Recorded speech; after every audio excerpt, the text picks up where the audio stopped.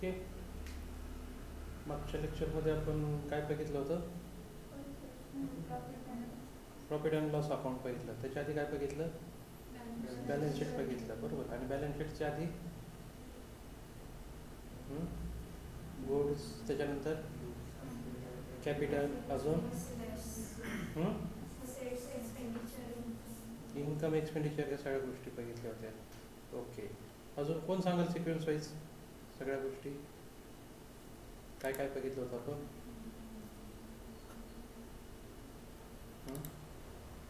Sequence wise सांगा. आहे का लक्षात काही? अकाउंट्स, बरोबर. अकाउंट म्हणजे काय, अकाउंटिंग म्हणजे काय, ह्या गोष्टी बघितल्या. ओके. पुढे कॅपिटल बघितलं, त्याच्यानंतर गुड्स बघितलं, त्याच्यानंतर ॲसेट्स बघितलं, त्याच्यानंतर एक्सपेंडिचर बघितलं, बरोबर आहे. सगळ्यात पहिले गुड्स म्हणजे काय, ॲसेट म्हणजे काय आणि एक्सपेंडिचर म्हणजे काय, हे तीन गोष्टीतला फरक बघितला. जे काही गोष्ट आपण खरेदी करतो आणि विकतो आणि विकून त्याच्यामध्ये नफा मिळणं हा उद्देश असतो, त्या वस्तूला आपण काय म्हणतो? गुड्स असं म्हणतो. जी गोष्ट आपण आणतो, वापरतो आणि वापरून कालांतराने विकू शकतो, अशी मौल्यवान गोष्ट, तिला आपण काय म्हणतो? ॲसेट्स म्हणतो. जी गोष्ट आणतो, वापरतो आणि वापरून ती खर्ची पडते किंवा ती पूर्ण यूज करतो, युटिलाइज करतो, त्या सगळ्या गोष्टीला आपण काय म्हणतो? एक्सपेंडिचर असं म्हणतो, बरोबर. त्याच्यामध्ये सेवा पण येतात आणि वस्तू पण येतात. म्हणजे याचा अर्थ आपण आणलेली प्रत्येक वस्तू ही एक्सपेंडिचर असू शकत नाही, किंवा फक्त ॲसेट असू शकत नाही, किंवा फक्त गुड्स असू शकत नाही, बरोबर आहे. तर ते आपल्याला क्लासिफाईड करता आलं पाहिजे, त्याचं वर्गीकरण करता आलं पाहिजे की आपण आणलेली वस्तू ही गुड्स आहे का, ॲसेट आहे का, एक्सपेंडिचर आहे. ते पहिलं आपण समजून घेतलं. त्यानंतर इन्कम आणि एक्सपेंडिचर यातला फरक समजून घेतला, बरोबर आहे. इन्कम आणि एक्सपेंडिचरमध्ये काय फरक आहे बा,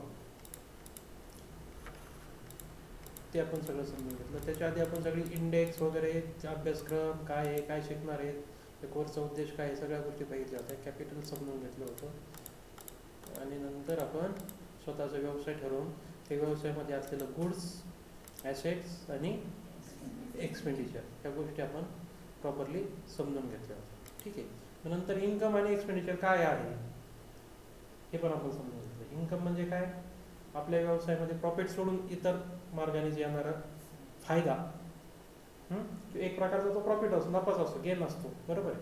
पण तो मुख्य गेन नाही आहे, तर तो अदर साईड गेन आहे. तर तो सगळा आपण पहिला बघितला. नंतर आपण इन्कम आणि एक्सपेंडिचरचे टाईप्स बघितले. त्याच्यामध्ये डायरेक्ट आणि इनडायरेक्ट. डायरेक्ट इन्कम म्हणजेच आपला प्रॉफिट किंवा नफा असा असू शकतो, पण तो आपण डायरेक्टली लिहित नाही. डायरेक्ट इन्कममध्ये काय लिहितो, फक्त सर्व्हिस चार्जेस वगैरे ह्या ज्या गोष्टी असतात आपल्या बिझनेसमध्ये येणारा मुख्य सोर्स असतो प्रॉफिट शिवाय, तो सोर्स म्हणजे आपला डायरेक्ट इन्कम असतो. आणि इनडायरेक्ट इन्कममध्ये इतर सर्व मार्गाने येणारे इन्कम, जसे इंटरेस्ट असेल, डिस्काउंट असेल, कमिशन असेल, किंवा तुम्ही दिलेलं समजा बँकेमध्ये पैसे ठेवले आपला इंटरेस्ट मिळतो, बरोबर आहे. हा मिळालेला इंटरेस्ट असेल, किंवा तुम्ही काही स्क्रॅप, वेस्टेज असं काही विकून जर तुमच्याकडे काही एक्स्ट्राचा इन्कम तुम्हाला आला, जो तुमचा मुख्य व्यवसाय नाही किंवा त्यासाठी तुम्ही व्यवसाय करत नाही, पण त्यातून मिळणारा इन्कम जो आहे तो म्हणजे काय आहे, इनडायरेक्ट इन्कम. आणि मुख्य व्यवसायच तो आहे, लोकांना सर्व्हिस देणार. ते सर्व्हिस चार्जेस तुम्ही जर घेतले तर तो कोणचा इन्कम झाला, डायरेक्ट इन्कम, करेक्ट, बरोबर. त्याचसोबत आपण एक्सपेंडिचर सुद्धा दोन प्रकार बघितले, डायरेक्ट आणि इनडायरेक्ट. डायरेक्ट एक्सपेंडिचर म्हणजे कोणता, वस्तूच्या किमतीवर परिणाम करणारा खर्च म्हणजे काय, डायरेक्ट एक्सपेंडिचर. ज्याच्यामुळे वस्तूची किंमत वाढू शकते किंवा वस्तूवरती त्याचा परिणाम होतो किमतीवरती, अशा खर्चाला आपण काय म्हणतोय, डायरेक्ट एक्सपेंडिचर म्हणतो. आणि ज्याचा वस्तूच्या किमतीवर डायरेक्ट परिणाम होत नाही, ते सगळे इतर खर्च जे आहेत, इतर सर्व खर्च, ते काय झाले, इनडायरेक्ट एक्सपेंडिचर. आता हा डायरेक्ट आणि इनडायरेक्टचा परिणाम डायरेक्ट प्रॉफिट अँड लॉसवरती कसा होतो हे पण आपण बघितलं, ओके. मग प्रॉफिटमध्ये जो आहे, तर आपला ग्रॉस प्रॉफिटमधून फक्त डायरेक्ट एक्सपेंडिचर आणि डायरेक्ट एक्सपेंडिचर लेस होतो आणि डायरेक्ट इन्कम त्याच्यामध्ये ॲड होतं. नेट प्रॉफिटमधून अदर सगळे एक्सपेंडिचर जे आहेत, इनडायरेक्ट एक्सपेंडिचर, ते सगळे लेस होतात आणि अदर साईड जे इतर सर्व मार्गाने जे येणारा इन्कम आहे तो त्याच्यामध्ये काय होतो, ॲड होतं. हे आपण त्याचं एक सेपरेट सेशन घेऊन आपण त्याच्यामध्ये प्रॉफिट अँड लॉस अकाउंट हे डिटेलमध्ये समजून घेतलेलं आहे. आणि डायरेक्ट आणि इनडायरेक्ट एक्सपेंडिचर, डायरेक्ट आणि इनडायरेक्ट इन्कम हा प्रॉफिट अँड लॉस अकाउंटवरती कसा परिणाम करतो त्यामुळं ग्रॉस प्रॉफिटवरती काय परिणाम होतो, नेट प्रॉफिटवरती परिणाम होतो का नाही होत, या सुद्धा गोष्टी आपण बारकाईने अभ्यास केलेला आहे. त्या गोष्टी बारकाईने बघितल्या. समजतंय? Okay, good. आता ह्यानंतरचा पुढचा जो भाग आहे लायबिलिटीज. लायबिलिटी म्हणजे काय? देणं. आपल्या व्यवसायामध्ये जे काही देणं आहे ते म्हणजे काय आहे? लायबिलिटी आहे. आपल्या व्यवसायातून जे काही आपल्या लोकांना देणं आहे ती काय आहे? लायबिलिटी आहे. मग ती देणं किती प्रकारची आहेत? मुख्यतः दोन प्रकारची. ती कोणची? लोन लायबिलिटी आणि करंट लायबिलिटी. हे पण आपण समजून घेतलं. लोन लायबिलिटी म्हणजे काय आणि करंट लायबिलिटी म्हणजे काय. करेक्ट. मग आता लोन लायबिलिटीचे परत काही प्रकार पडतात. कोणते प्रकार पडतात? सिक्युअर आणि अनसिक्युअर लोन. बरोबर. करंट लायबिलिटी मध्ये काय येतं? करंट लायबिलिटी मध्ये काय काय असतं? अनपेड बिल्स असतात. मुख्य अनपेड बिल आहे का? करंट लायबिलिटी मुख्य कोणची आहे? सनरी क्रेडिटर्स. म्हणजे जे काही देणं आहे आपल्याला चालू देणं, लोकांना उधार माल आणला, उधार पैसे आणले, उसने पैसे आणले, ती जे काही देणं आहे, जे काही लोकांकडून घेतलेलं आहे ते आपल्याला परत देणं आहे. आणि हे जे काही देणं आहे ते म्हणजे काय? आपली करंट लायबिलिटी, चालू देणी. बरोबर आहे. तर जे काही चालू देणे असतील ते करंट लायबिलिटी आणि जे कर्जाच्या स्वरूपात असेल ती लोन लायबिलिटी. बरोबर. मग जर आपण काही खर्च चुकते गेले नसतील, काही वेळच्या वेळेला आपण पैसे लोकांचे दिलेले नसतील, त्यांच्या सेवाच्या बदल्यात किंवा त्यांच्याकडून काही आपण काही सर्व्हिसेस काही पण असेल, काही बिल्स आपले पेंडिंग असतील, तर ते सगळे कशामध्ये आले? अनपेड बिल्समध्ये आले. ते कशामध्ये आले? अनपेड बिल्समध्ये आले. बरोबर आहे. तर त्याला सगळ्याला अनपेड बिल असं म्हणतात. जी आपली मागच्या वर्षी जी देणी आहेत ते आपण अजून अद्याप चुकती केलेली नाही, किंवा आपण जेव्हा बॅलन्स शीट तयार करायला बसलो त्याच्या आधीची जी देणी आहे ती देणं बाकी आहे, ते सगळं काय आहे? अनपेड बिल्स आहे. बरोबर आहे. त्याच्यानंतर काय बघितलं आपण? ॲसेट्स बघितली. पण लायबिलिटी संपली का आपली सगळी? ठीक आहे. पहिले आपण ॲसेट समजून घेऊ, मग लायबिलिटीच्या डिटेल्समध्ये जाऊ. ते मुख्य लायबिलिटी बघितल्या. त्याच्यानंतर ॲसेट बघितलं. ॲसेट म्हणजे काय आहे? त्याच्या रिलेटेड पहिले आपण ॲसेट बघितली होती. पहिले ॲसेट म्हणजे काय होती? ज्या वस्तू आपण आणतो, वापरतो, वापरून कालांतराने विकू शकतो, अशा मौल्यवान गोष्टी म्हणजे काय झाल्या? ॲसेट. पण ज्यावेळेस आपण ॲसेट आणि लायबिलिटी बघितली तेव्हा आपण त्याला काय म्हटलं? अशा वस्तूंना त्याला एक वेगळं नाव दिलं. काय दिलं? जी गोष्ट आपण आणतो, वापरतो, वापरून कालांतराने विकू शकतो त्याला काय म्हणलं आपण? कोणची ॲसेट म्हणलो? फिक्स ॲसेट म्हणलो ना. त्याला काय नाव दिलं? Fix asset. बरोबर आहे. कारण आपल्याला ॲसेटचे प्रकार तयार करायचे. जितके दिवस आपण ॲसेट म्हणजे आणलेल्या वस्तू वापरून ते विकल्यात त्याला आपण काय म्हणलो होतं? ॲसेट म्हणलो. आता इथून पुढे आपण काय म्हणतोय? त्याला फिक्स ॲसेट म्हणतोय. कारण आपली दुसरी अजून एक ॲसेट आहे, ती कोणची? करंट ॲसेट आहे. बरोबर आहे. जसं लायबिलिटीमध्ये दोन प्रकार झाले. एक फिक्स लायबिलिटी म्हणजे लॉंग टर्म किंवा शॉर्ट टर्मचे लोन, जे आपल्याला देणं आहे आणि ते आपण थोडं थोडं करून देत आहोत किंवा कालांतराने देणार आहोत. बरोबर आहे. तर त्याला आपण काय म्हणतो?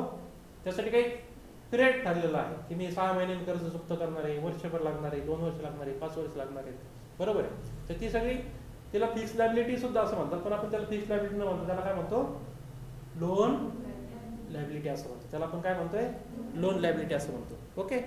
त्यानंतर पुढं आपण अजून काही गोष्टी बघितल्या होत्या फिक्स ॲसेटमध्ये किंवा करंट ॲसेटमध्ये. करंट ॲसेटमधलं सांगा.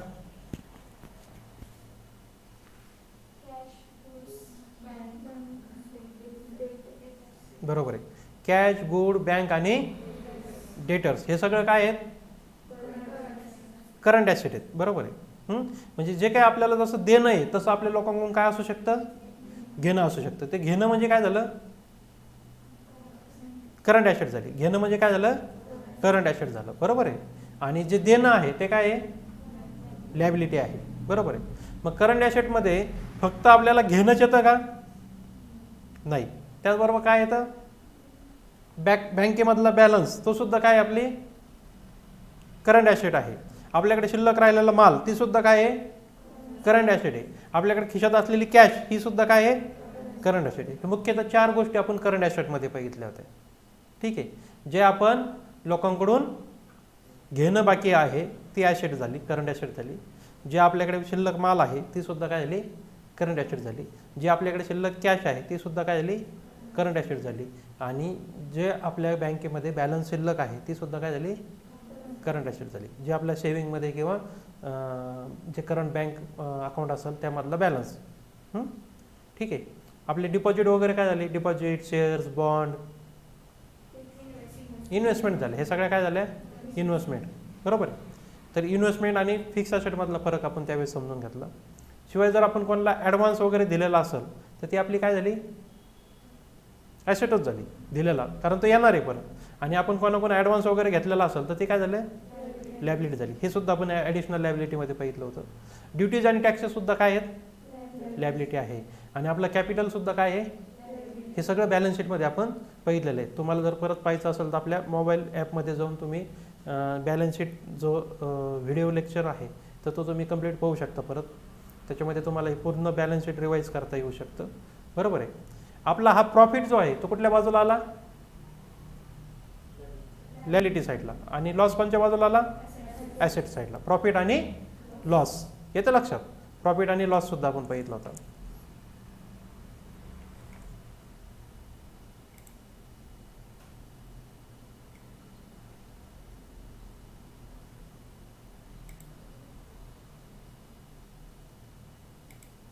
लायबिलिटी नंतर काय बघितलं आपण, ट्रान्झॅक्शन्स बघितले. लायबिलिटी नंतर काय बघितलं आपण, ट्रान्झॅक्शन म्हणजे काय,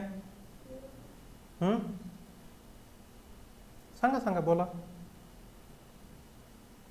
ट्रान्झॅक्शन म्हणजे काय, देवाणघेवाण जी करतो त्याला आपण काय म्हणतो, ट्रान्झॅक्शन असं म्हणतो, व्यवहार असं म्हणतो. बरोबर आहे. व्यवहार म्हणजेच काय, ट्रान्झॅक्शन. ट्रान्झॅक्शन म्हणजे काय, व्यवहार. आपण जे काही देवाणघेवाण करत असतो, लोकांना आपण काहीतरी देत असतो किंवा त्यांच्याकडून काहीतरी घेत असतो, त्याला आपण काय म्हणतो, ट्रान्झॅक्शन. त्याच्यामध्ये मुख्यतः बिझनेस ट्रान्झॅक्शन कशाला म्हणायचं आणि नॉन बिझनेस ट्रान्झॅक्शन कशाला म्हणायचं, म्हणजे ज्याची आपण आपल्या अकाउंट बुकमध्ये एंट्री करणार नाही आहेत त्या गोष्टी आपण बघितल्या त्यावेळी. त्याच्यानंतर ट्रान्झॅक्शनचे काही प्रकार पाहिले. किती प्रकार आहेत ट्रान्झॅक्शनचे, 2 प्रकार. कोणते कोणते, कॅश ट्रान्झॅक्शन आणि क्रेडिट ट्रान्झॅक्शन. कॅश ट्रान्झॅक्शन आणि क्रेडिट ट्रान्झॅक्शन असे ट्रान्झॅक्शनचे 2 प्रकार बघितले. ओके. तर कॅश ट्रान्झॅक्शन म्हणजे काय, रोख स्वरूपातला व्यवहार. आणि क्रेडिट ट्रान्झॅक्शन म्हणजे काय, उधारीच्या स्वरूपातला व्यवहार. तर रोख आणि उधार याच्यामध्ये फरक काय पडतो, रोख व्यवहार करतो त्यावेळेस काय होतं, पैसे कधी देतात, लगेच. आणि उधार करतो त्यावेळेस काय होतं, नंतर. म्हणजे नंतर ज्यावेळेस आपण म्हणतो त्याचा अर्थ काय झाला, तो व्यवहार कोणता झाला, क्रेडिटवरती, उधारीचा. आपण नंतर पैसे घेणार असेल किंवा नंतर पैसे देणार असेल तर तो सुद्धा व्यवहार कोणता झाला, क्रेडिटचा. त्याला काय डेबिट ट्रान्झॅक्शन असं नाही म्हणत. म्हणजे नंतर घेणार असलो तरी सुद्धा क्रेडिट ट्रान्झॅक्शन आणि नंतर देणार असलो तरी सुद्धा काय झालं, क्रेडिट ट्रान्झॅक्शन. आणि रोख पैसे दिले किंवा घेतले म्हणजे ते कोणतं ट्रान्झॅक्शन झालं, कॅश ट्रान्झॅक्शन. ते कोणतं ट्रान्झॅक्शन झालं, कॅश ट्रान्झॅक्शन. समजतंय. ओके. कधी कधी आपण बँकेत थ्रू पण देतो, डायरेक्ट इन्स्टंट ट्रान्सफर करतो किंवा चेक देतो, DD देतो. बरोबर आहे. त्याला आपण बँक ट्रान्झॅक्शन असं म्हणू शकतो. पण ते सुद्धा एक प्रकारचं कॅश ट्रान्झॅक्शन असतं, कारण त्याच्यामध्ये सुद्धा आपले इन्स्टंट पैसे जात असतात. ठीक आहे. आता आपल्याला आज बघायचं आहे अकाउंट लेजरचा परफॉर्मा. अकाउंट लेजर कशा पद्धतीने आपण मेंटेन करतो किंवा कशा पद्धतीने ते लिहिलं जातं.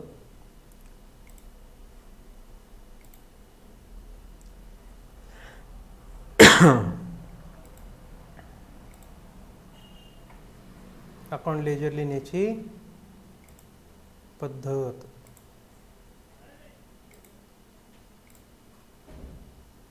त्यासाठी मी पुन्हा एकदा एक एक्सेल शीट ओपन करतो.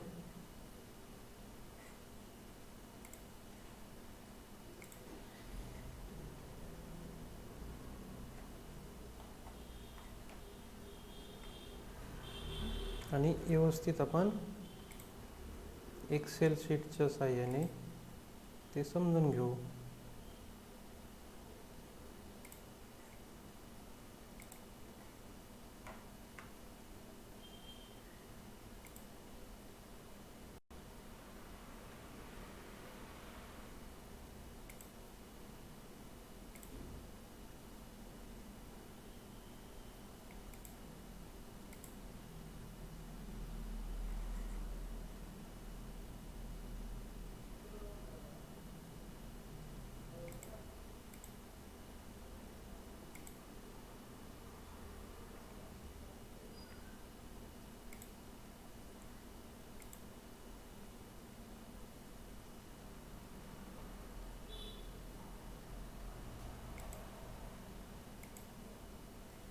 दिसते एक्सेल शीट तुम्हाला स्क्रीनवरती? ओके. आता कुठलाही लेजर लिहिण्याची एक सर्वसाधारण पद्धत आहे.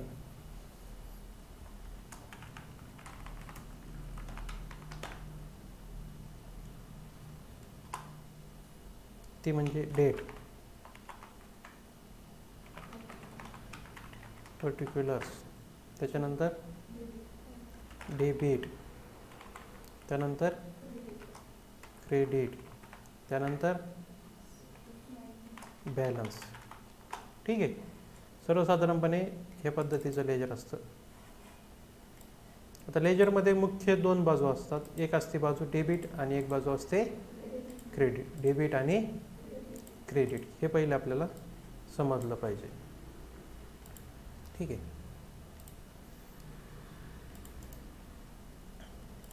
याला आपण नाव देऊ ABC अकाउंट. ठीक आहे. ABC अकाउंट का म्हणायचं त्याला? कारण ते ABC व्यक्तीचं अकाउंट आहे असं आपण समजून चालू. तर आपली जी हाताची डावी बाजू जी असते समोर कागदाला ती कोणची असते? डेबिट. आणि उजवी बाजू जी असते ती कोणची असते? क्रेडिट. आपण जर पुस्तकामध्ये किंवा कॉमर्समध्ये जर बघितलं तर त्यामध्ये जर दोन पान असतील तर एक पान डेबिट साईडसाठी असतं आणि दुसरं पान कशासाठी असतं? क्रेडिट साईडसाठी.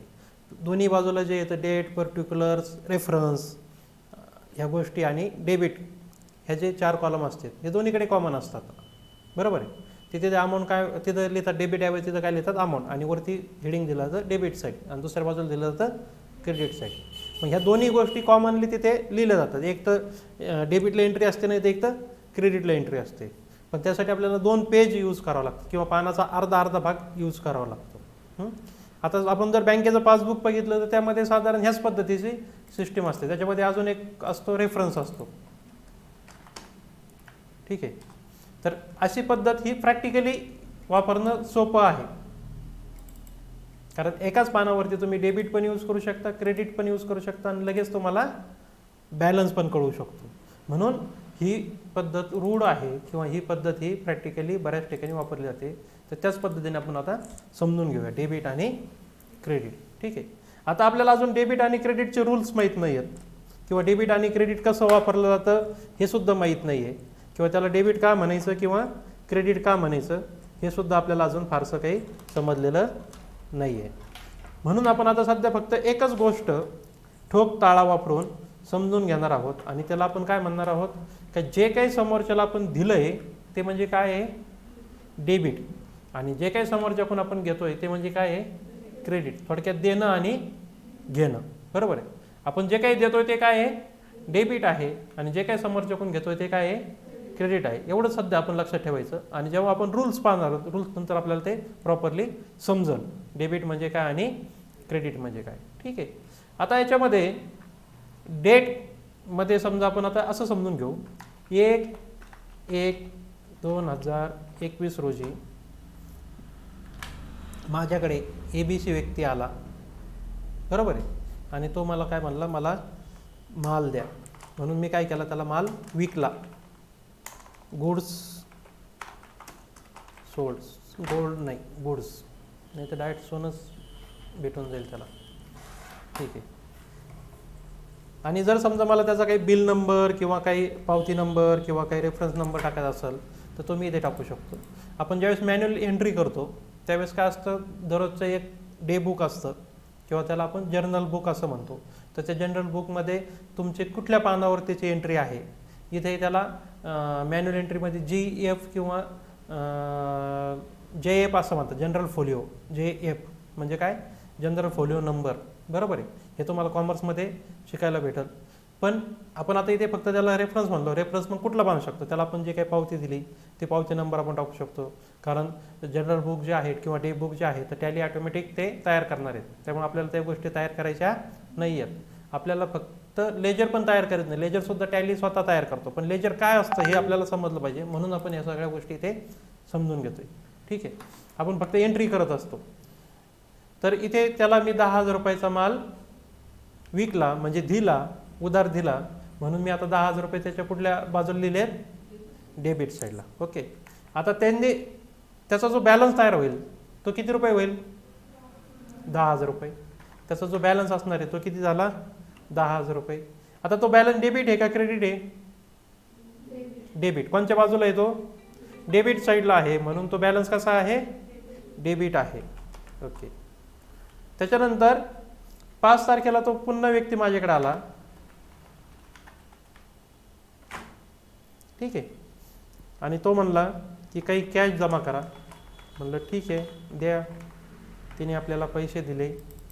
आता त्याच्याकडून आपण जे काही घेतोय ते कुठे देतोय, क्रेडिट साईडला. तिने किती पैसे दिले, 5,000 रुपये दिले. 10,000 रुपयेचा माल घेऊन गेला आणि पैसे किती दिले, 5,000 रुपये. आता काय झालं, बॅलन्स किती शिल्लक राहिला, 5,000. डेबिट का क्रेडिट, कोणता बॅलन्स शिल्लक राहिला,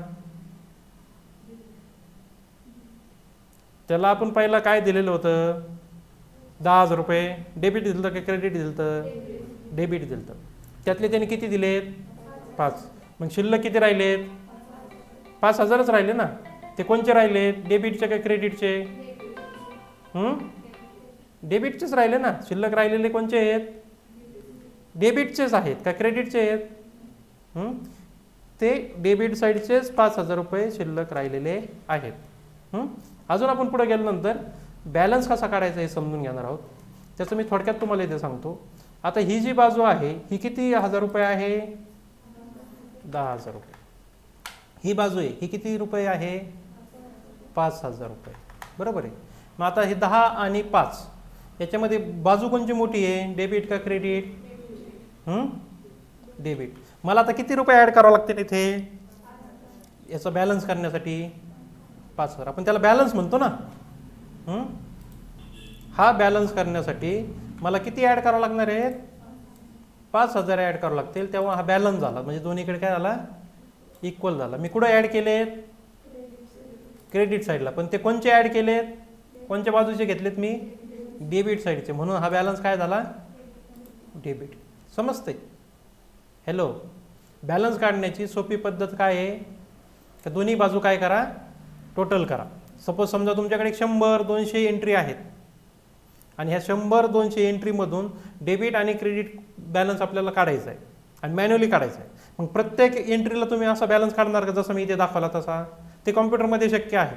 मॅन्युअली प्रत्येक एंट्रीला बॅलन्स काढणं शक्य नाही. मग काय करा, 100च्या 100 एंट्रीची जी काय आहे डेबिट बाजूची टोटल करा, क्रेडिट बाजूची टोटल करा. दोन्हीमध्ये जी काही डिफरन्स असेल, जी बाजू छोटी असेल तिथे तो डिफरन्स ॲड करा. आणि जो बॅलन्स जास्त आहे, जी साईड जास्त आहे त्याला त्याचं नाव द्या. आता आपण इथे काय केलं, क्रेडिट साईडला 5,000 रुपये ॲड केले आणि त्याला नाव काय दिलं आहे, डेबिट बॅलन्स. कारण डेबिटची आपण तिथून ते आजचे घेतलेत म्हणून त्याला आपण डेबिट बॅलन्स असं म्हणलो. हा आपण इथे जो बॅलन्स घेतला तो कुठून घेतला आहे, डेबिट साईडने घेतला, म्हणून तो डेबिट बॅलन्स आला. समजलं तुम्हाला इथपर्यंत, ओके. आपण पुढे गेल्यानंतर त्याची परत पडताळणी करूया, ठीक आहे. आता 10 तारखेला तो व्यक्ती माझ्याकडे परत आला आणि म्हणला मला परत माल घेऊन जायचा आहे. म्हणलं घेऊन जा. तर त्यांनी त्यावेळेस 12,000 रुपयाचा माल आपल्याकडून खरेदी केला, उधार खरेदी केला. त्याला मी काय केला, डेबिट लिहिला. बरोबर. त्याला जे दिलंय ते मी कुठं देतोय, डेबिट साईडला. आता काय झालं, हॅलो,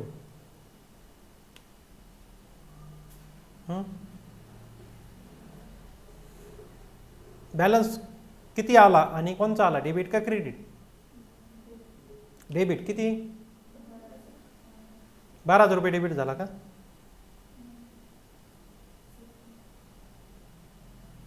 अहो आपण इकडचे आकडे इकडे लिहित नाहीत, बॅलन्स काढतोय. बॅलन्स म्हणजे काय आहे की त्याला आपण किती दिलते त्याला 5,000 रुपये दिलते का त्याला पहिले सुरुवातीला, 10,000च काय दिलता, माल दिलता. मग त्याच्याकडून किती रुपये घेणं होतं आपल्याला,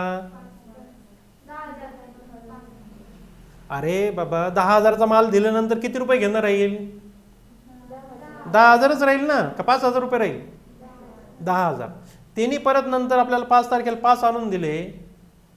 मग किती घेणं राहिलं, 5 नाही. आपण आता इथे 4 करतो म्हणजे तुम्हाला थोडं समजल, जरा डोकं चालेल. मग आता त्यांनी 4 आणून दिले. मग आता त्याच्याकडून आपल्याला आता किती रुपये घेणं बाकी आहे, 6,000 का 4,000 रुपये तिकडे डेबिटला यायचे परत. हे डोक्यातून काढून टाका. तिकडेच आकडे आपण ते लिहू राहिलोय. ती तसं सांगू राहिली की इकडचेच आकडे तिकडे सांगते मला. तसं नाही आहे. त्याच्याशी झालेल्या व्यवहाराची नोंद येते. त्याला पहिले त्याच्याकडून 10,000 रुपये आपल्याला घेणं होतं, त्यातून त्यांनी 4 दिले. आता किती रुपये राहिलं? 6,000 रुपये आपल्याला त्याकडून येणं बाकी आहे, म्हणजे डेबिट बॅलन्स आहे. मी तुम्हाला बॅलन्स काढून दाखवला कसा काढायचा तो. आता 12,000 रुपये त्याला माल दिला तर किती रुपये घेणं राहील? किती राहील? का फक्त 12च राहील? मागचं सोडून देणार का तुम्ही? जे काही आपण डे टू डे लाईफमध्ये व्यवहार करतोय ते व्यवहार तर आपल्याला समजतात ना. आपण कोणाकडे कोणाला आपण 10,000 रुपये उधार दिले तर त्याच्याकडून येणं बाकी किती राहणार आपल्याला? 10,000 रुपये. त्यांनी 4,000 आणून दिले. आता येणं बाकी किती राहणार आहे? 6,000 रुपये. ते परत 12,000चा त्याला माल दिला. आता किती झालंय? 18,000 रुपये काय झाले? डेबिट. आता हे कसे डेबिट झाले हे पाहण्यासाठी आपण आता परत याची टोटल करूया. 12 आणि 10 किती झाले? 22. इकडे किती आहेत? 4च आहे. मग आता याची जी बाजू आहे, दोन्ही बाजू, ह्या 22 येण्यासाठी काय करावं लागणार आहे? इकडे किती ऍड करावं लागतील? 18,000 रुपये ऍड करावे लागतील. तेव्हा हे दोन्ही बाजू कशा येतील?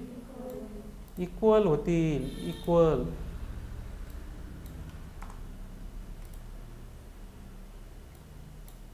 झालं की इक्वल? मग आता हे जे ऍड केलेत हे कोणत्या बाजूचे केलेत? डेबिट साईडचे ऍड केलेत, म्हणून हा बॅलन्स काय आहे? डेबिट आहे. समजलं कितपर्यंत? ओके.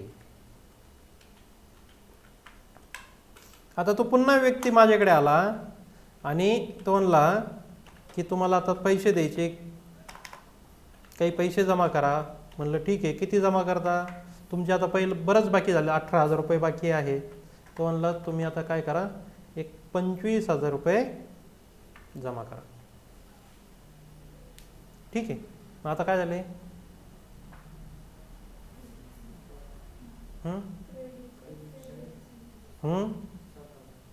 किती रुपये?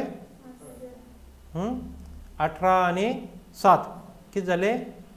25. बरोबर आहे. तर 7,000 रुपये कोणची साईड आली? क्रेडिट. क्रेडिट बाजू किंवा क्रेडिट बॅलन्स म्हणून आपण त्याला साईड म्हणण्यापेक्षा क्रेडिट साईडला तर 25,000 रुपये आले. बॅलन्स किती आला? 7,000 रुपये आला. पण तो कोणता आला? डेबिट आला का क्रेडिट आला? क्रेडिट बॅलन्स आला. तो कोणता बॅलन्स आला?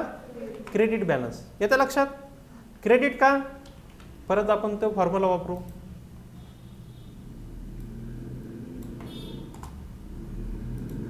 इकडची बाजू 22,000च आहे, पण इकडची बाजू किती आहे?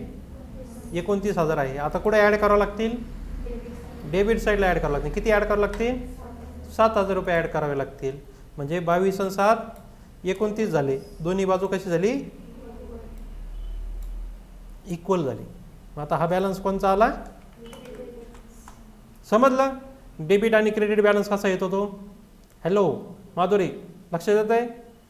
विनीता, तुमच्या कॉमर्समध्ये शिकवलेलं असेल हे सगळं. पण तरीसुद्धा आता परत एकदम व्यवस्थित शिकून घे. बॅलन्स डेबिट का होतो आणि क्रेडिट का होतो हे समजलं ना? आता तो व्यक्ती पुन्हा आपल्याकडे आला.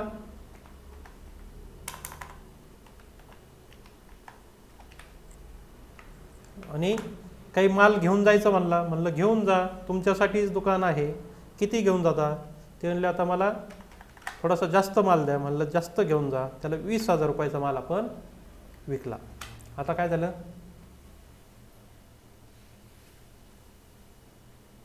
7,000 रुपये क्रेडिट होते. म्हणजे काय होते? त्याच्याकडून द्यायचे होते का घ्यायचे होते? त्याला 7,000 ऑलरेडी द्यायचे होते. त्याने आता किती रुपयाचा माल नेला आहे? 20,000चा. मग आता त्याच्याकडून किती रुपये घेणं बाकी आहे? 13,000 रुपये. डेबिट का क्रेडिट? डेबिट. पुन्हा तीच उक्ती, तीच सिस्टीम चेक करण्यासाठी आपल्याला उपयोगी येणार आहे. 42,000 आणि इकडे किती? 29,000. आता साईड कोणची मोठी आहे? डेबिट. मग आता कुठल्या बाजूला ॲड करायचे आहेत? क्रेडिट साईडला. आपल्याकडे एक्सेल शीट आहे, डायरेक्ट त्याच्यामध्ये बेरीज वजाबाकी करा. किती रुपये ॲड करायचे आहेत? 13,000 रुपये ॲड करावे लागतील. बरोबर आहे. 13,000 ॲड करायचे. इकडे किती आले? 42,000. इकडे किती आले? 42,000. 13,000 कोणत्या बाजूचे घेतले? डेबिट साईडचे. समजलं? म्हणजे तो बॅलन्स कधी डेबिट होऊ शकतो, कधी क्रेडिटही होऊ शकतो. ज्यावेळेस क्रेडिट साईड मोठी होईल तेव्हा तो बॅलन्स कोणता होईल? क्रेडिट होईल. ज्यावेळेस डेबिट बाजू मोठी असेल तेव्हा तो बॅलन्स काय असेल? डेबिट असेल. आता तो व्यक्ती पुन्हा आपल्याकडे आला आणि त्यांनी काय विचारलं की सांगा आता तुमचे पैसे किती द्यायचे सगळे. त्याला सांगितलं की बाबा 13,000 रुपये तुझ्याकडून येणं बाकी आहे. तो म्हणला ठीक आहे, मग 13,000 रुपये जमा करा. आणि त्यांनी आपले सगळे 13,000 रुपये जे काही येणं बाकी होते ते जमा केलं. त्याचं अकाउंट काय झालं? नील झालं. समजतंय? त्याचं अकाउंट आता नील झालं आणि त्याचं देणं घेणं आपलं कंप्लीट झालं.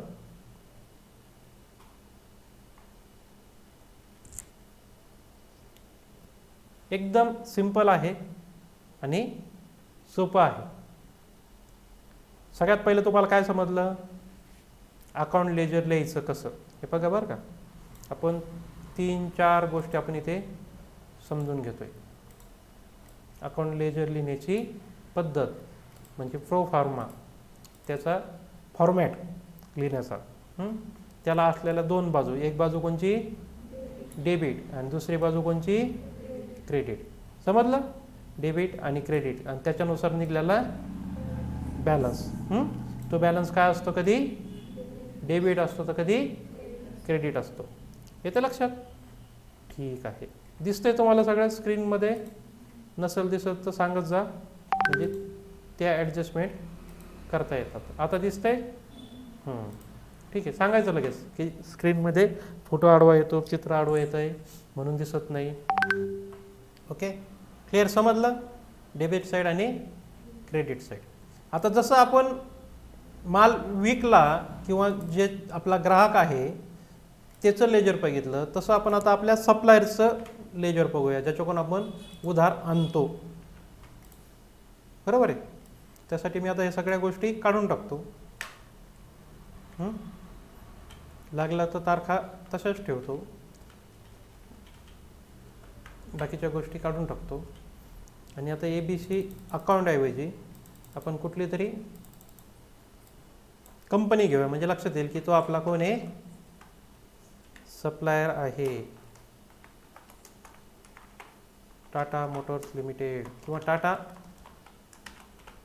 कंपनी लिमिटेड म्हणून, म्हणजे आपल्याला छोट्या छोट्या गोष्टी घेता येतील. नाही तर मोटर्स म्हणलं की मोठ्या गोष्टी घ्याव्या लागतील. ठीक आहे. टाटा कंपनीकडे गेलो आपण. त्यांना काय सांगितलं की मला माल द्या, उधार द्या. ते म्हणले ठीक आहे घेऊन जा. मग किती रुपयाचा माल पाहिजे म्हणलं. गुड्स परचेस केला आपण त्यांच्याकडून. एक 25,000 रुपयाचा आपण माल त्यांच्याकडून घेतला. मग काय झाला? सॉरी, आता आपण जे काही घेतोय ते कोणत्या बाजूला लिहितोय? क्रेडिट साईडला. तोच रूल आपल्याला कायम ठेवायचा युनिव्हर्सली. आपण जो काही घेतलंय ते काय कोणत्या बाजूला लिहितोय? क्रेडिट साईडला. आणि जे काही देतो ते कोणत्या बाजूला लिहितोय? Debit side. त्यांच्याकडून घेतलंय आपण म्हणून ते काय झालं? क्रेडिट. आणि बॅलन्स काय झाला? डेबिट का क्रेडिट? क्रेडिटच झाला, कारण आता इथे मोठी बाजू कोणची आहे? क्रेडिट साईड आहे. 25,000 रुपये कोणत्या बाजूचे आहेत? क्रेडिट साईडचे आहेत, म्हणून तो बॅलन्स क्रेडिट. पुढे काय? पैसे देण्यासाठी गेलो आपण त्यांना, पैसे नेऊन दिले. ठीक आहे. किती दिले? 20,000 रुपयेच दिले. किती रुपये जमा केले? 20,000 रुपये. आता काय झालंय? 5,000 रुपये डेबिट का क्रेडिट? क्रेडिटच, कारण क्रेडिट बाजू जास्त आहे. बरोबर आहे? त्याच्यानंतर पुन्हा 10 तारखेला गेलो माल खरेदी करण्यासाठी. बरोबर आहे? त्यांना सांगितलं माल द्या. त्याने किती द्यायचा? मागच्या वेळेस दिलं तेवढंच द्या. किती रुपयाचा घेतला? 25,000चा. आता काय झालं? 30,000 रुपये काय झाले? क्रेडिट झाले. त्याच्यानंतर परत गेलो, त्यांना म्हणलं आता काय करा? पैसे जमा करा. ते म्हणले किती जमा करायचे? 50,000 रुपये. आता काय झालं? 20,000 रुपये काय झाले? डेबिट झाले. आता काय झाले? डेबिट, कारण ही बाजू किती झाली 50 आणि 20 70,000 रुपये, आणि ही बाजू किती झाली 50,000 रुपये. 70,000 रुपये डेबिट बाजूची अमाऊंट जास्त आहे क्रेडिट बाजूपेक्षा. ही 50,000 आहे तर ही 70,000 आहे, म्हणजे 20,000 रुपये आपल्याला डेबिट साईडचे त्याच्यामध्ये ॲड करावं लागतील, तेव्हा ते डेबिट बॅलन्स झालं. येतं लक्षात? ओके. आता पुढे पुन्हा त्यांच्याकडे गेलो आणि आपण काही माल खरेदी करायचं ठरवलं. त्यांनी माल किती रुपयाचा पाहिजे, त्यांना सांगितलं 65,000चा. पहिले आपण त्यांना 20,000 रुपये ऑलरेडी दिलेले होते, त्यांच्याकडे जमा होते, त्यातून आपण आता 65,000चा माल घेतला. म्हणजे आता आपल्याला त्यांना देणं किंवा काय असेल तो बॅलन्स किती राहिला 45,000 रुपये. आता डेबिट का क्रेडिट? क्रेडिट, कारण 65,000 रुपये हे क्रेडिट साईडला ॲड झाल्यामुळं पहिले 50 आणि 65 किती झाले 1,15,000 रुपये, आणि इकडे किती 70च आहेत. दोन्हीमधला फरक किती आहे 45,000चा. ती बाजू कोणची जास्त आहे? क्रेडिट बाजू, म्हणून क्रेडिट बॅलन्स हा 45,000 रुपये. आणि परत गेलो आणि त्यांना विचारलं की बाबा तुम्हाला आम्हाला किती पैसे द्यायचे, ते म्हणे टोटल 45,000 रुपये द्या. आपण ते दिले, ते अकाउंट काय झालं नील झालं. ओके, समजलं? जसं आपण डेटरचं पाहिलं तसं आता कशाच पाहिलं क्रेडिटर्स. आता डेटर्स आणि क्रेडिटर्स का म्हणायचं ते आपण पुढे गेल्यानंतर समजून घेणार आहोत, की त्याला डेटर्स का म्हणतात आणि याला क्रेडिटर्स का म्हणतात. ठीक आहे, तर आपण आता जे थोडक्यात आपण असं म्हणूया सप्लायर आणि कस्टमर. पहिला जसं कस्टमरचं लेजर पाहिलं तसं आपण आता सप्लायरचं लेजर पाहिलं, ज्याच्याकडून आपण उधार आणलेलं आहे. इथे जे आहे काय दिसतंय क्रेडिट क्रेडिट क्रेडिट, आणि एकदाच काय दिसतंय डेबिट.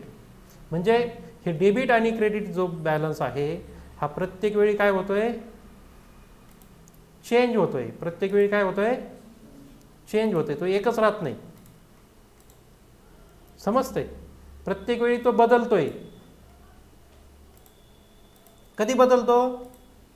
प्रत्येक ट्रान्झॅक्शनला तो चेंज होऊ शकतो. प्रत्येक ट्रान्झॅक्शनला तो काय होऊ शकतो, एकदा डेबिट होऊ शकतो नाही तर क्रेडिट होऊ शकतो. डेबिट कधी होईल? जेव्हा डेबिट बाजू जास्त असेल तेव्हा तो डेबिट होईल, आणि क्रेडिट केव्हा होईल? जेव्हा क्रेडिट बाजू जास्त आहे तेव्हा तो क्रेडिट होईल. आणि ती दोन्ही बाजू सारखी झाली तर तो काय होणार आहे नील होणार आहे. तो जर दोन्ही बाजूला सेम असेल तर तो काय होणार आहे त्याचं अकाउंट नील होणार आहे. समजलं? ओके. तसंच आपण आता डेटर्सचं बघूया, म्हणजे आपल्या कस्टमरचं बघूया. कस्टमरचं काय आहे? जास्तीत जास्त वेळा तो काय दिसतोय डेबिट दिसतोय, पण तो कधी कधी काय होतोय क्रेडिट पण होतोय. जास्तीत जास्त वेळा डेबिट आहे, पण तो कधी कधी क्रेडिट पण होऊ शकतो. ते सुद्धा कधी ठरतं त्याच्या प्रत्येक ट्रान्झॅक्शनला ठरतं. समजतंय? त्याची जर डेबिट बाजू जास्त असेल तर डेबिट होईल, क्रेडिट बाजू जास्त झाली तर काय होणार आहे क्रेडिट होणार आहे. ज्यावेळेस क्रेडिट बाजू जास्त असेल त्यावेळेस त्याचा बॅलन्स कोणता असणार आहे क्रेडिट बॅलन्स, आणि ज्यावेळेस डेबिट बाजू जास्त आहे तेव्हा त्याचा बॅलन्स काय असणार आहे डेबिट बॅलन्स. येतं लक्षात डेबिट आणि क्रेडिट मधला फरक? Okay, good. आता आपल्याला याला डेटर्स का म्हणायचं आणि क्रेडिटर्स का म्हणायचं, तर आपण काय पाहतो की हा कोण आहे किंवा याचं अकाउंट लेजरचं नेचर काय आहे. हा ग्राहक आहे आणि हा सातत्याने आपल्याकडून काय घेऊन जातोय माल घेऊन जातो, पण तो कसा घेऊन जातो उधार घेऊन जातो. ठीक आहे, म्हणजे आपला त्याचा बॅलन्स जो असतो मॅक्झिमम टाइम काय असतो डेबिट असतो किंवा डेबिट असू शकतो. कारण आपला कस्टमर आपल्याकडून आपल्याला जास्त पैसे देऊन माल नेणार आहे का? मॅक्झिमम टाइम आपल्याकडून काय नेणार आहे उधार नेणार आहे, म्हणून तो आपला कोण झाला डेटर्स. हे लक्षात घ्या. त्याला आपण काय म्हणणार आहोत डेटर्स म्हणणार आहोत. त्याला आपण काय म्हणणार आहोत डेटर्स म्हणणार आहोत. आणि जो व्यक्ती आपल्याकडून आपल्याला सतत उधार देतो त्याला आपण काय म्हणणार आहोत क्रेडिटर म्हणणार आहोत. कारण काय आहे त्याचं सुद्धा अकाउंटचं जे नेचर आहे ते काय आहे मॅक्झिमम टाइम आपल्याला काय देणं क्रेडिट देणं. याला काय म्हणू नेचर ऑफ अकाउंट. कारण तो डेटर्स आणि क्रेडिटर्स हा प्रत्येक क्षणाला बदलतो, प्रत्येक ट्रान्झॅक्शनला बदलतो. जेव्हा तो आपल्याला क्रेडिट देतो तेव्हा तो क्रेडिटर असतो, आणि जेव्हा तो आपल्याला डेबिट देतो तेव्हा तो कोण असतो डेटर्स असतो. पण आपण अकाउंट लेजर तयार करताना एकदाच ठरवून टाकतो याला डेटर्स म्हणायचं का क्रेडिटर्स म्हणायचं. हे आपण आधीच ठरवतो. येतं लक्षात? ते काय ठरवतो?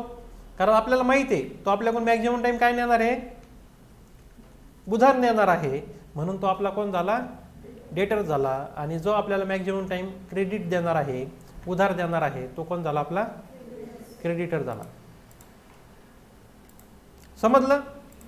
हां, म्हणजे आपल्याला आज पहिल्यांदा अकाउंट लेजर लिहिण्याची पद्धत समजली. त्या पद्धतीमध्ये दोन बाजू आहेत, एक बाजू आहे डेबिट आणि एक बाजू आहे क्रेडिट. एक बाजू आपण डेबिट म्हणूया आणि एक बाजूला आपण क्रेडिट. ओके.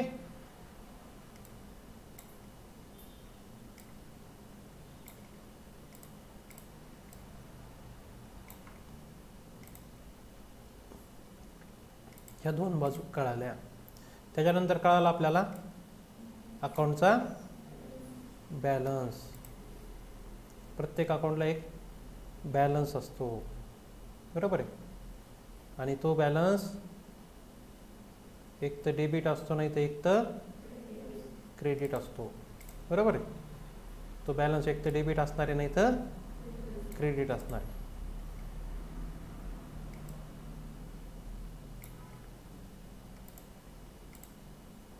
आणि त्याच्यावरून आपल्याला काय समजलं, तो आपला कोण आहे, डेटर्स आहे की क्रेडिटर्स. त्याच्यावरून आपल्याला काय समजलं, डेटर्स का क्रेडिटर्स. ओके. म्हणजे आपण आता महत्त्वाच्या